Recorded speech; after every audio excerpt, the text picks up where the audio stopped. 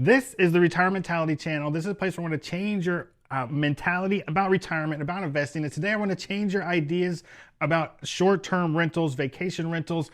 All over the internet, I keep seeing everybody talking about Airbnbust, and you can't make any money with Airbnbs, and everybody's abandoning Airbnbs and short-term rentals, and the day is over, and there's too much competition. I think you still can make some money with Airbnbs. I want to talk about some things I think you can do to differentiate. I'm handheld today, so hopefully I'm not too shaky, because I want to show you around. Today I'm in the Tiki House. This is what I call it, the Panama City Beach Tiki House. It's a tiki themed vacation rental that I had a dream of doing, a tiki themed house for a long time. And this is it. So I'm going to take you guys around a little bit and show you this house. We're going to talk about sort of what the competition is like now and how to stand out. And I think that these themed properties is a great way to do it. So I'm going to show you around the house a little bit and we're going to talk about some numbers. So let's get into it right now. Shut up and sit down.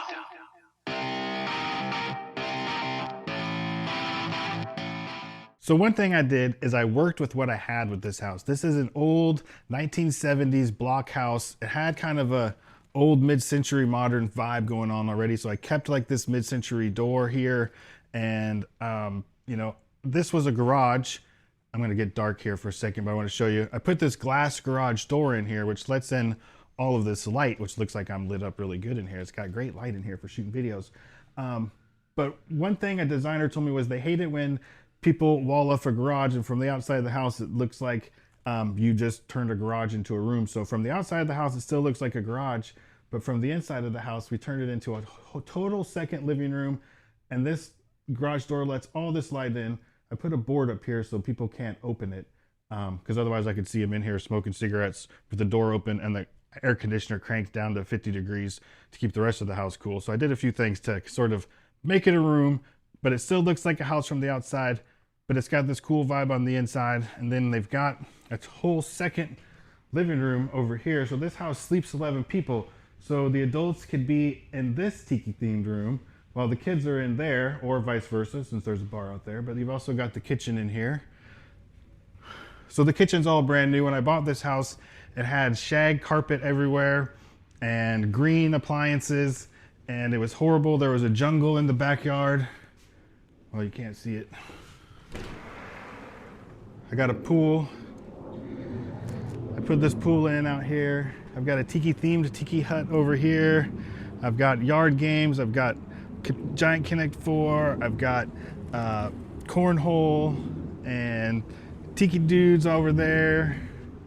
So the tiki theme carries on throughout the whole house. There was a plane flying over out there. Hopefully it wasn't too annoying. I don't have any lights on in here. I may go dark again.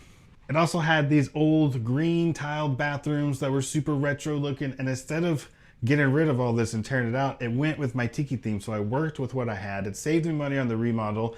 And I invented a word for this. I call it tiki modern. And I thought I invented tiki modern, but a friend of mine, turns out, sent me that somebody actually wrote a book called Tiki Modern. So I didn't invent it, but it was a very good idea that somebody also wrote a book about it. So I made these like tiki themed headboards. I've got these old Caribbean maps that I've picked up, and the old, what are those things? Glass buoys that they used for fishing. Again, in here I kept all these old lights, made my tiki themed border around the mirror. I made tiki dude towel holders.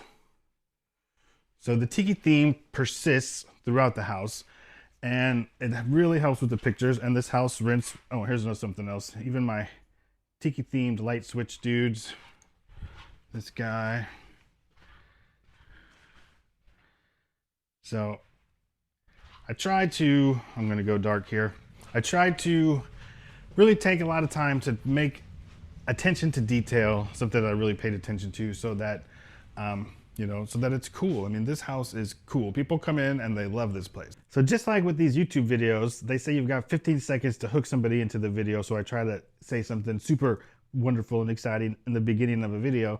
It's the same with your short-term rental listings. They say you've got 5 seconds to get somebody to click through your pictures. You've got to have a good title, a good thumbnail, good first couple photos, so that somebody clicks through your vacation rental. So I think personally here in Panama City Beach, where I am, I mean, I bought this house probably 7, 8 years ago, and every house practically that's been sold in the last 7 or 8 years around me has been turning into vacation rentals.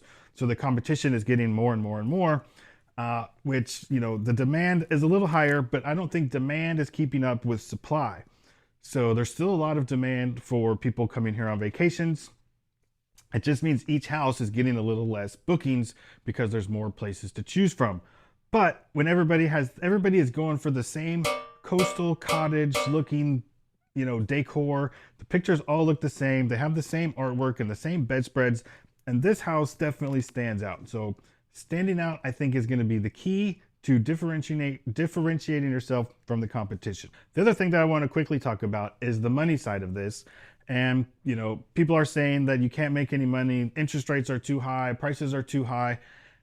And that's true. There's no denying prices are a lot higher, interest rates are a lot higher, and there's a lot less meat on the bone. But when I bought my rental properties 7, 8 years ago, and there weren't a lot of Airbnbs, and it wasn't as popular, and so there weren't as many people renting Airbnbs, and so the margins were thin back then too. But as time goes on, as my mortgage gets paid down, I'm locked into these.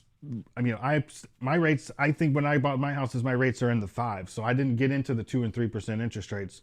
So I think rates are going to level out between 5.5% and 6%, anyways.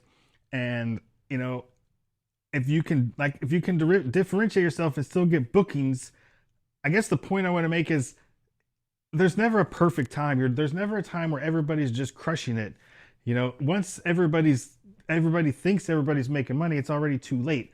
And it's like they say to buy when people are scared and sell when people are greedy. I would say the best time to buy real estate was 10 years ago when I bought it, but the second best time is right now. And they're going to say the same thing 10 years from now. So even with my long-term rentals, the margins were thin when I bought them because you're always stretching, and you don't buy. Most people don't just buy a deal that just crushes it on day one, but over time rents go up, mortgages get paid off, balances get less, and you can refinance, you can pull equity out if you want, but things get better and better with time. So even if you're working on slim margins now, in the future the margins will be better. I'll tell a quick story about the very first house that I bought. I bought a duplex, and I lived in the upstairs and I rented out the basement. And then when I bought my second house, I rented out the upstairs and the downstairs, and I was losing $100 a month. And people thought I was an idiot, but this was back in like 2005 when prices were appreciating so fast. And so I just called it my piggy bank, and I just considered it me putting $100 a month into my piggy bank. And after I owned that house for like 3 years, I sold it. I did 100% financing on it, and I sold it, and I got a profit of $101,000. So the $100 that I was losing was peanuts. And the duplex that I bought here on the beach, when I bought it, both sides of it were rented for about $750 a month, and my mortgage was about $900 a month. Now my mortgage is about $1,100 a month because taxes have gone up and insurance has gone up. But now I'm getting $1,400 on each side of that duplex. So, the rents go up, the mortgages stay about the same. They get a little bit more expensive over time. But when I was working off super slim margins back then, now my margins look really good. So keep that in mind when you're thinking there are no good deals out there and I can't make any money and everybody's talking about everybody's running away from Airbnb. Sometimes you have to look at the long term. And if you can make a little bit of money today and you can sort of look into the future of what you could do with it, I would say today you should find something that if you're going to look at short-term rentals that possibly could transition into long-term rentals if the market just gets saturated or the city decides you can't have short-term rentals wherever you are anymore. There's a lot of things that play into effect, and you do have to be careful with these short-term rentals. I hope you liked this video. I hope you got a little bit of value out of it if you are thinking about getting into the short-term rental game. If you did, please give me a thumbs up. That like really does help me out. It's free. It doesn't cost you anything. So show me some love. And if you want more content like that, hit that subscribe button. Leave me a comment down below if you have questions about short-term rentals or you want to see some of my other rentals. Some of my other rentals, I have themed names, like I have a fishing shack and I have a surf shack. And now I'm going to try to up my game on making them look a little bit more themed. So I may be showing you a little bit more of those here in the very near future when the people check out and I have time to get into them and actually work on them. So thanks for watching, and we'll see you in the next video.